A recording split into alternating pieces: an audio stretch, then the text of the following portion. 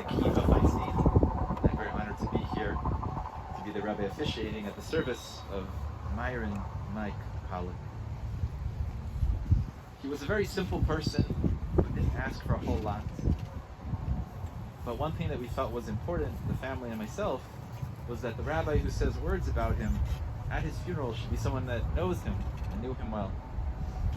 He was such a simple person, an underspoken person, that one of those people you would see in the hallway and not know his true greatness.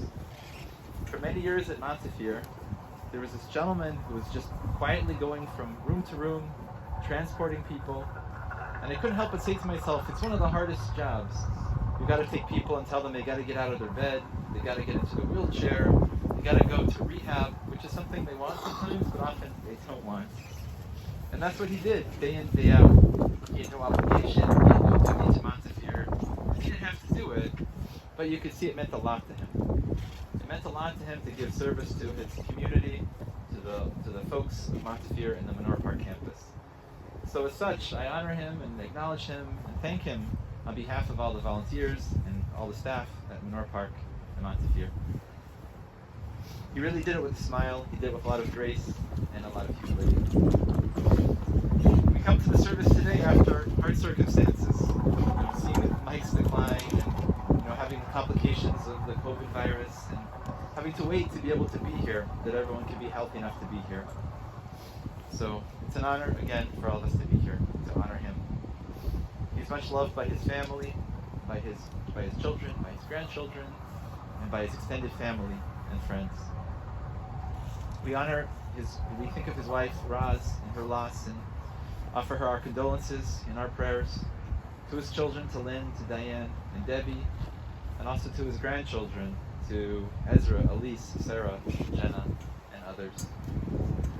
We begin with a selection from the Psalms. We read the familiar Psalm 23.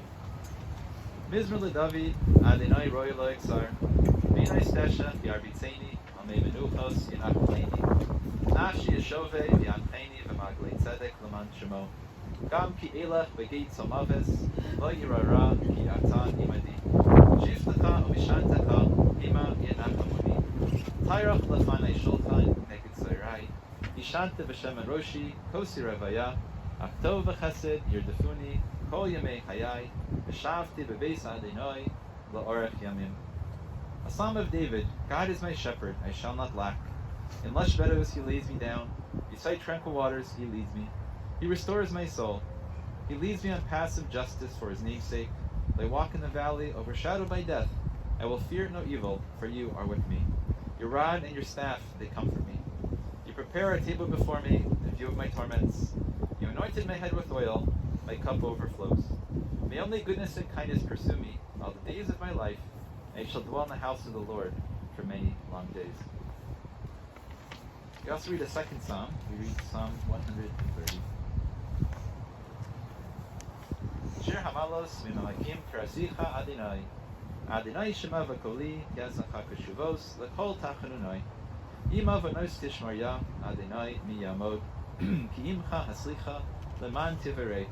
Kivisi Adonai Kivisa Nashi V'Li V'Ro Hochalti. Nashi L'Adonai Meshamrim L'Boker Shamrim L'Boker. Yachel Yisrael El Adonai Kim Adonai Chesed V'Harbei Imo B'Fedus V'Hu Yifdei Yisrael Mikol Levanisal. A song of ascents from the depths I called you, O Lord. My Lord, hear my voice. May your ears be attentive to the sound of my pleas. If you preserve our mistakes, O God, who could survive? For with you is forgiveness, that you may be feared. I put confidence in God, my soul puts confidence, and I hope for his word. I yearn for my Lord among those longing for the dawn, those longing for the dawn. Let Israel hope for God, for with God is kindness, and with him is redemption. And he shall redeem Israel from all of their difficulties. One of the mitzvahs of the Jewish funeral service is the eulogy, the hespedim as they're called. And the idea is that the person who is before us, the person who has passed away, our dear Mike, he hears these words. The words go into his soul, and he absorbs the fact that all the work that he put into this world, all the efforts, all the difficulty, all the challenges were worth it, because the people who he left behind benefited so much, and we have learned so much from who he was and what he did. And that gives him a sense of joy, completion, and fulfillment. We also talk about a person's life for the people who are living, to give each other encouragement. This is what happens when you work hard. This is what happens when you take care of people. This is what happens, when you live for the right things. So we should all be inspired by his life. But the theme of his eulogy, I think the theme that I was given from his family and that I can understand from knowing him, is that he was a person with simplicity, who didn't need a whole lot of long sentences and long words given about his life. He just wanted to be loved and appreciated, and everyone knew he was a good man. He was born in the Glenville neighborhood, East 105th Street, back in the day when it was a bustling Jewish neighborhood, with all kinds of butchers and bakeries and shuls and, an active Jewish life going on. He was the youngest in the family, and he knew those streets well because he was the one sent to get the chicken from the place where no one else wanted to go, where the feathers were flying around, at the chicken slaughterhouse in East 105th Street. Besides the good memories of the street and the smell of the good foods, he went to one of the best high schools in American history, to Glenville High School. Rubbing elbows with some legendary people, being part of a group of new Americans, or children of new Americans, who really wanted to work hard and serve their country and do good for the world. And that certainly fit well with who he was and his personality. One of the first things he wanted to do after his high school was to serve in the military, the Marine Corps. And he actually enjoyed it, from what I heard, despite its notorious reputation for boot camp. And he planned to stay, and he planned to serve his country, but his duty to his father during his father's illness became precedent, and he had to leave. The thing about him is that he had his jobs and he had his duties in the world, but the most important thing to him was his home. Taking care of his children and his wife, being warm and kind to them in his own heartfelt way. And he showed this in a regular human way, but he also showed this in a very physical way.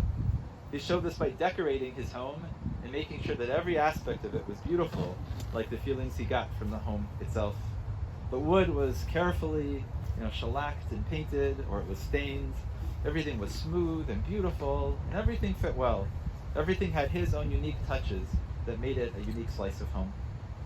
And normally I wouldn't say this. We normally don't spend time on the casket, We don't normally praise a casket. We're certainly not advertising, But fitting with that, the family wanted to give him those last respects, that he cared so much about a finish and a gloss and the right color and the right sanding, that I think they've already gone over this casket to make sure that there's not a single issue that it would meet Myron Mike's high standards.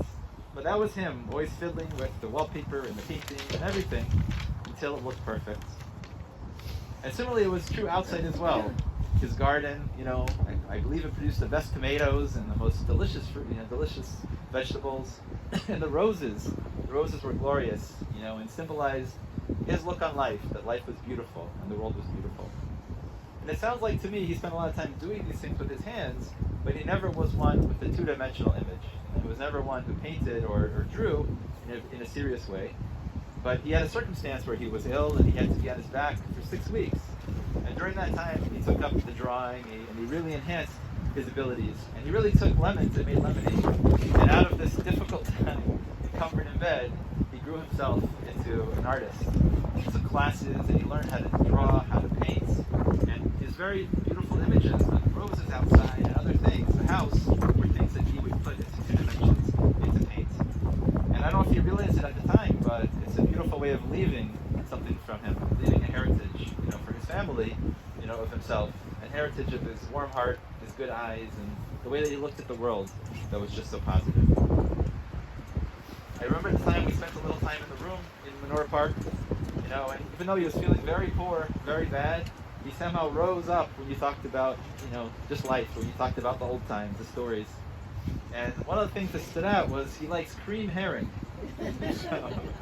So there were many concerns in Menorah Park. He was in the middle of a difficult illness. At the time, he was in hospice care. And but one of the most important duties we had to do is discuss where you can find cream herring. And in Cleveland, and we actually made a plan to get some cream herring to him, but it didn't work out. So what's the point of mentioning the cream herring? It's just he was a man of simple pleasures, and he enjoyed his family immensely. He enjoyed the world immensely, and it was good to him, and he was certainly good back to it. And so in the respect for his simplicity and his humility, we close our eulogies with these words, and just our blessings and our prayers for his family, that they should hold his beautiful memory and be strong and healthy, and his memory should always be for a blessing. And we we thank him for all he did. Thank him for his service to our country. Thank you for being Mike and his simplicity and his personality. And we wish everyone well and good and healthy. And this time we move on from the words of eulogy, the words of praise, to the physical acknowledgement of his specialness. So at this time we're going to please rise, and we will now go ahead and lower the casket. I think the daughters did something. Oh, excuse me. I'm so sorry. Forgive me. I'm so sorry. I'm so sorry. I would love to hear from the daughters. So should we go? Sorry, the oldest first or the youngest, or any particular order? The oldest first. Okay.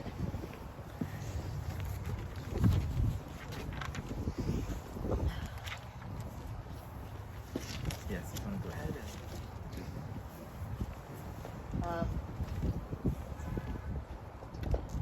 My dad was always ready with a hug and a kiss every time he saw us.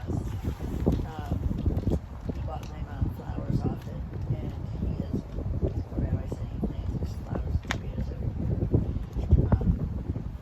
It was always lovely to get the flowers in the house. We got so spoiled with tomatoes. Grocery store ones. We went on family outings on Sundays. Every weekend, took us to the metro parks, and he could always find the turtles in the water or the frogs. I could never see them at yards. We made sure we tried seafood. We had a lot of Chinese food. We got to have lobster. When Ben and I had our children, we both worked a lot of weekends.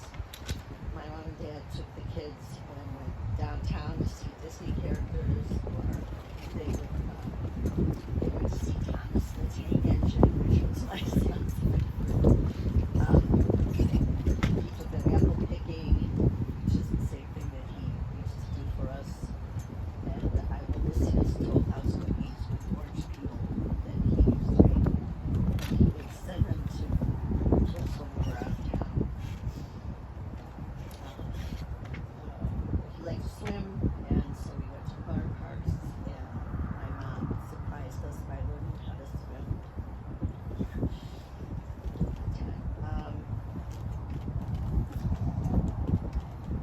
He and my mom used to come and watch my kids play soccer and tennis all the time, freezing cold, and watch the marching band.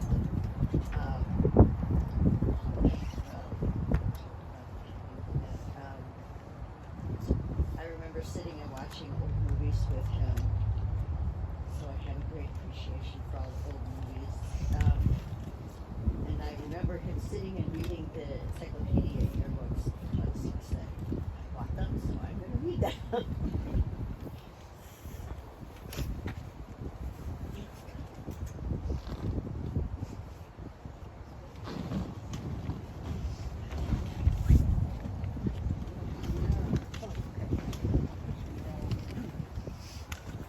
All right.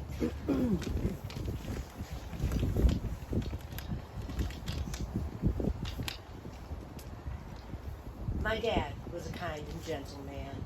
He really set the bar pretty darn high when I was looking around for a man who didn't have any rude man tendencies. It was hard to find, but I knew that that quality led to a happy childhood. My mom and dad were committed to the common goal of family first on the weekends, and this led to many great memories of amusement parks, family hikes, rowboating, fishing trips, and horseback rides with my dad. I'm thankful that my dad liked to get out there and do outdoorsy things and taught me how to do them.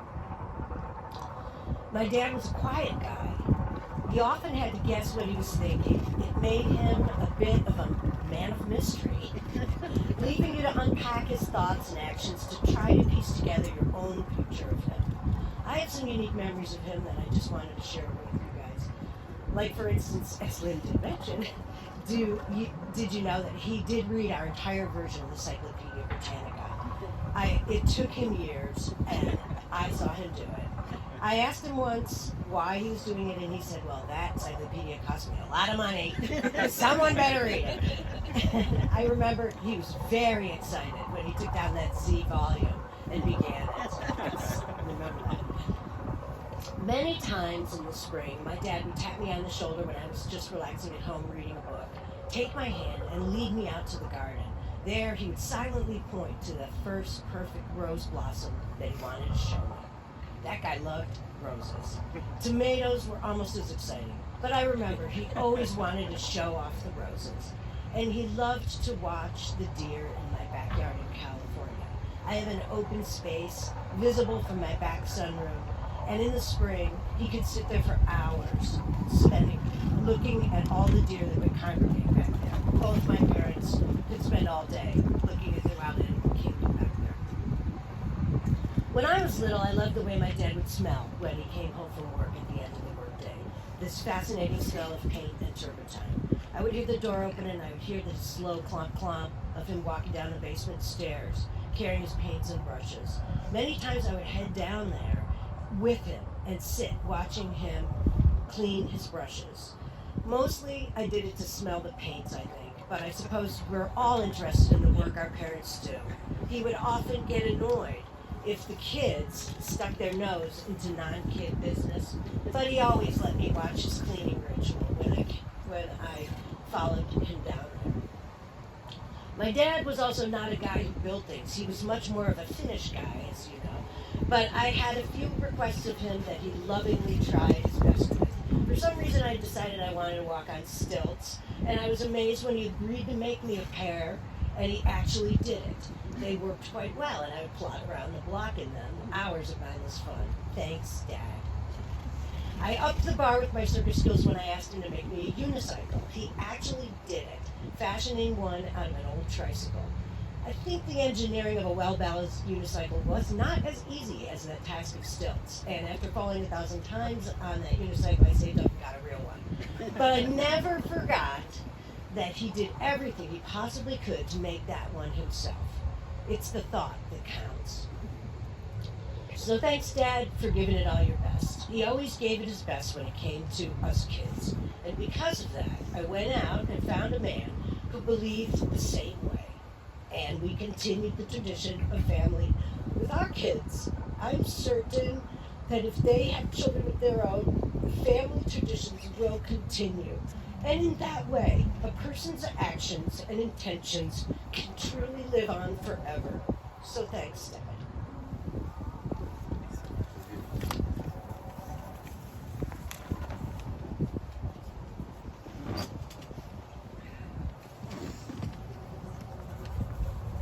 The baby always last.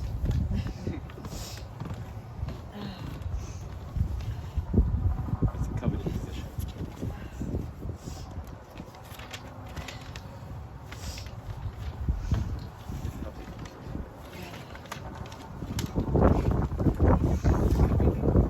My dad was a quiet, caring, gentle soul that loved the outdoors and animals.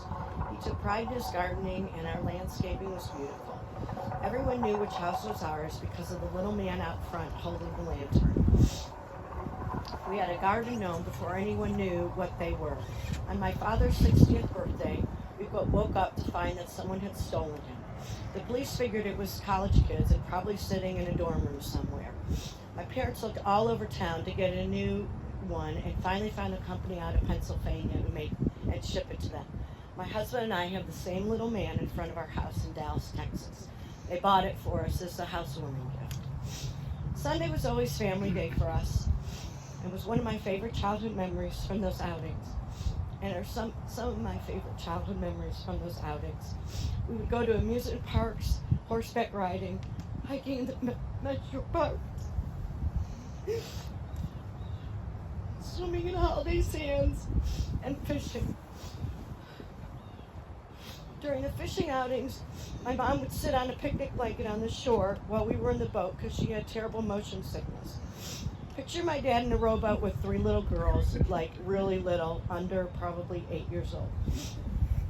I remember my sister and I always saying, ew, every time my dad had to put a live worm on one of our hooks. He would always have to take the fish off also, but he would let us throw it back in the water. I remember my father waking me up from an afternoon nap when I was about 5 years old. We sat on the edge of my bed and he taught me how to tie my shoes. I was so happy looking at his big smile when I saw that I tied it myself. My dad was a house painter and wallpaper. He used to give us his old paintbrushes and paint cans that he would fill up with water. While he was working in the yard, my sisters and I would paint pictures and designs on the driveway. We moved down the driveway just like a new canvas as the water evaporated. It was an activity I loved, and my dad loved that we were occupied for a while so he could tend to the landscaping. As a teenager, I remember my father hating it if we slept too late on Saturdays. He would wake us up by running the vacuum cleaner at the bottom of the stairs or just outside our bedroom doors. After my dad stopped working, he took up baking and making amazing pies. His favorite pies and ours were the lemon meringue and blueberry. I would request his famous chocolate chip cookies with orange peel sent to me in Texas for my birthday every year.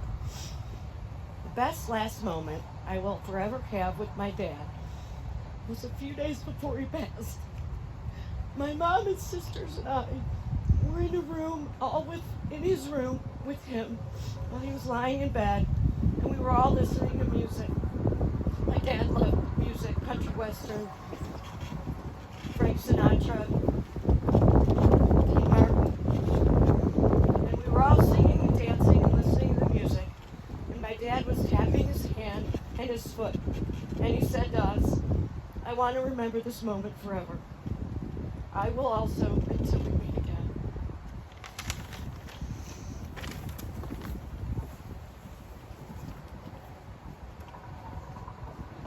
Thank you so much for all the beautiful memories. At this moment now, we're going to please rise as we lower the casket.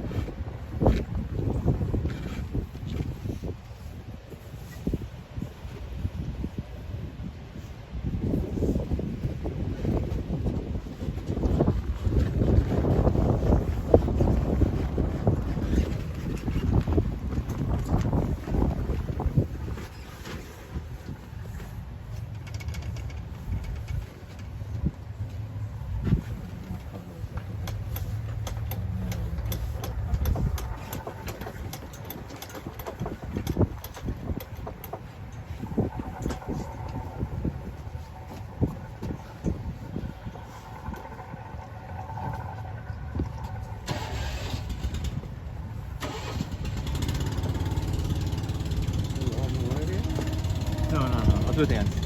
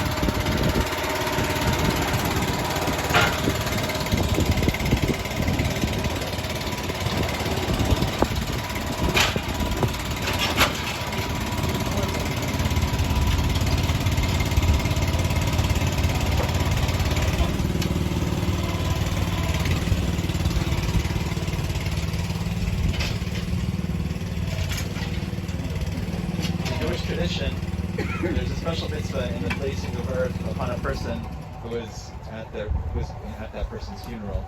And as such, we want to give an opportunity to each member of the family and the community to participate in this very dear mitzvah. From the Jewish perspective, the idea of physically surrounding a person with earth and having him always be surrounded by things that we physically place there, as an expression of our kindness, is a very, very special honor. So as such, we call upon the family first to go ahead and take a shovelful. And the custom is to take a shovel, place earth on the casket, and return the shovel to the pile, and the next person pulls it out of the pile by themselves.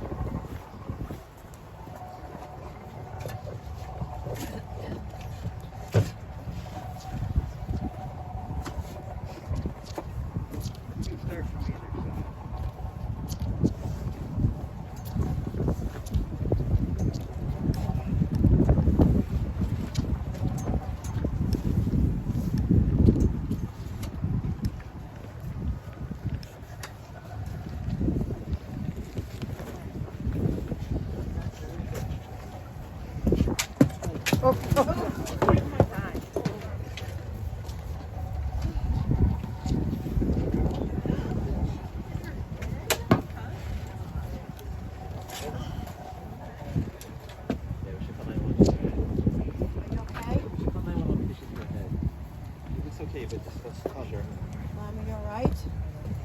Just stay there. So, what's going on? We're calling 911. Is there anything? Stay there. Just hang on, because you do have a knot. You have a bump. Yeah. But you're not moving. It's not. One of their vehicles, but they need to get down the road here. We'll have them come this way. We'll have them come around. She didn't cut herself. She's okay. She didn't cut herself. Are you okay? But there is a knot. Just give it a minute longer. Yes, we called 911. Do you want to leave them? No, let her. At least Yeah. let Why him don't come we and call look the at you. city? Okay. They're not going to know. Let her come on Okay, the let's- seat. we'll let you Let sit, them just Roz. look at her.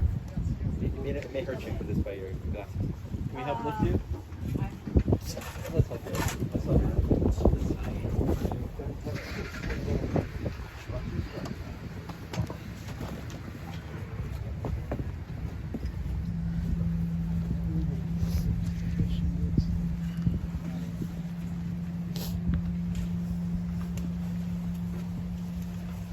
Okay, so now we call upon all the other people present.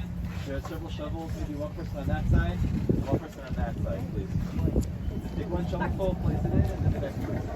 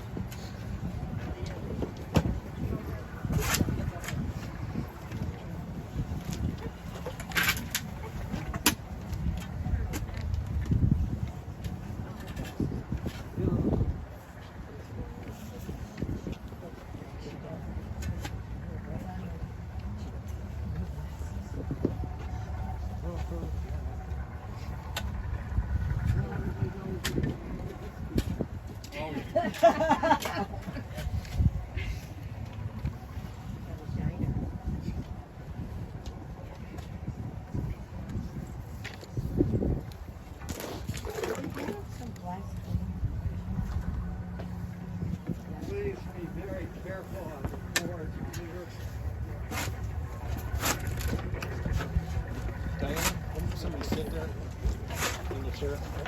Oh, just Balance it. down. Okay.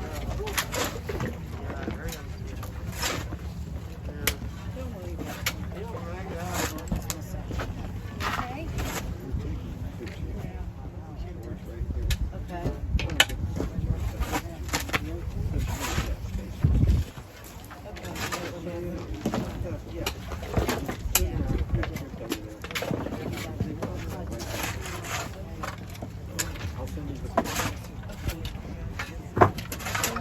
What you want?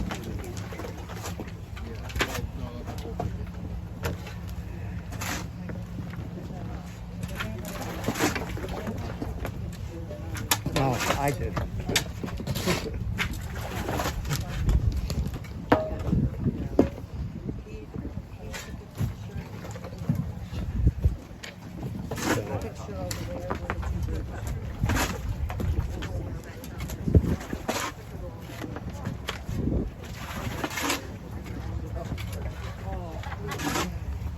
Huh? Oh, it's easy right from here. Take one right from here. No, come over here. The board. Okay. Good.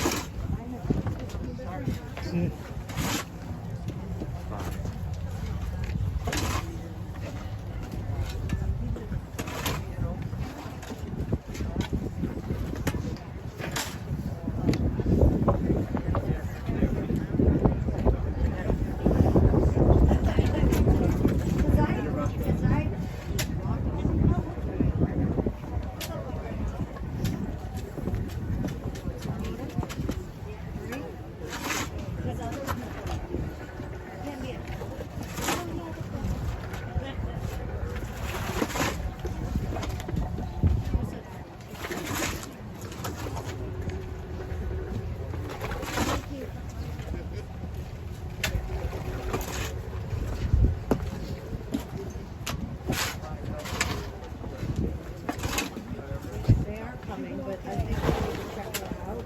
We're gonna want to put it in. It's up to mine. So I'll put it right here so that I can.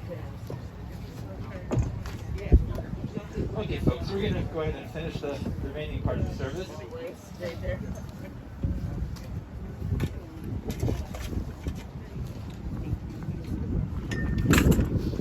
I just wanted to read a brief selection, which is a special poem written by a person who wanted to leave words of strength for his family in his passing. And I can't help but think that these same words would be words that Mike would use to give us comfort at a difficult time like this. It's called To Those I Love and Those Who Love Me. I think the ambulance is coming, so probably we should just do a sick Kaddish now. Okay. Yes. Okay. We should just say Kaddish so we don't miss it. Okay, so Yeah. let's take out. Don't stand up, it's okay. So, folks, we're going to now say the Kaddish. Just say the Kaddish. Are you ready? Yeah. Okay. Okay, we say together nice. Okay? Matt.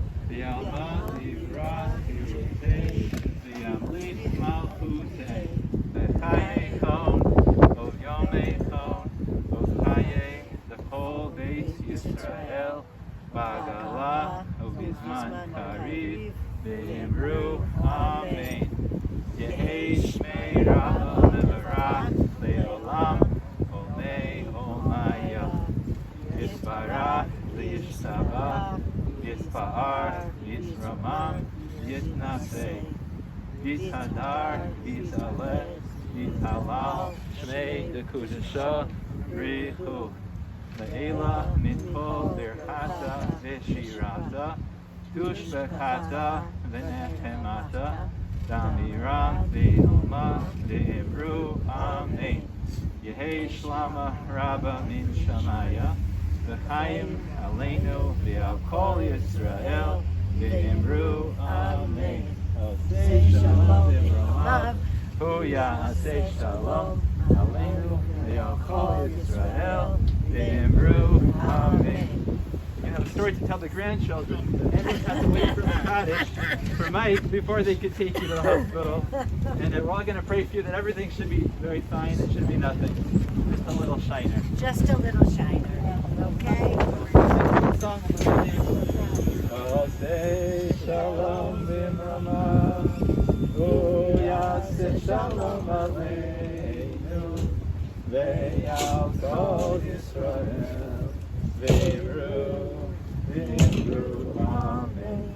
Ya'aseh shalom, ya'aseh shalom, shalom aleinu, ve'al kol Yisrael, ya'aseh shalom, ya'aseh shalom.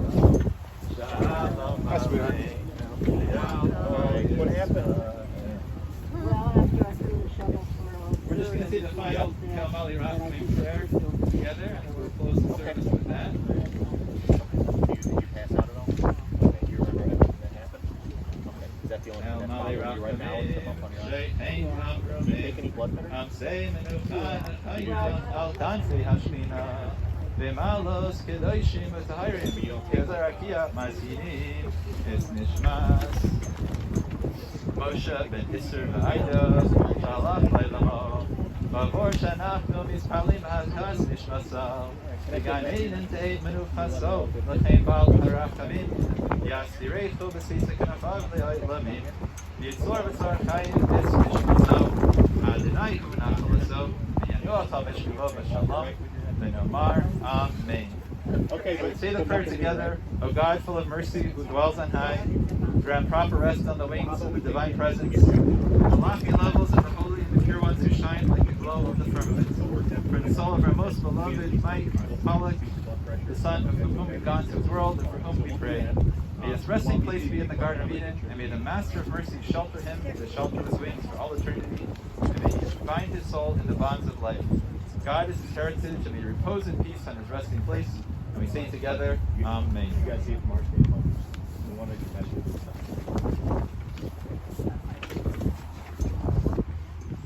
Yeah. We can get your eyes back. We can help you.